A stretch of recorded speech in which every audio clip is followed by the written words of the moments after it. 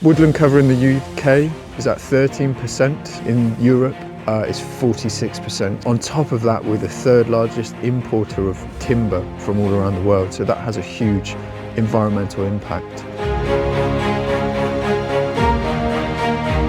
We are on this quite cold, blustery, rainy morning in the shadow of the Malvern Hills in Worcestershire at Blackmore Park Farm, where we aim to have wildlife-friendly farming systems and are doing everything we can to encourage wildlife.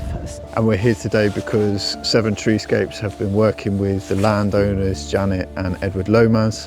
We're planting just under 2 hectares of woodland, so 4,600 broadleaf trees are going in. So they're trying to balance hardwood timber production for future generations with biodiversity. So we have some very densely planted groves with oak, with beech, with hornbeam, with lime, with sweet chestnut. But then there's also lots of open space to allow for natural colonisation from the woodland next door. And for scrub to develop and all those lovely kind of complicated habitat mosaics for wildlife. Tree planting is quite appropriate here because the Malvern Chase, it was a very treed landscape historically, and there's lots of wonderful old veteran trees here, and we like to feel we're going to be a part of the tree planting between the Wire Forest and Forest of Dean because it's characteristic of the area. We are putting those trees back into the landscape for the air quality, water quality, flood mitigation, carbon storage, shade and shelter for livestock and crops, but also for biodiversity and wildlife, creating that woodland habitat again.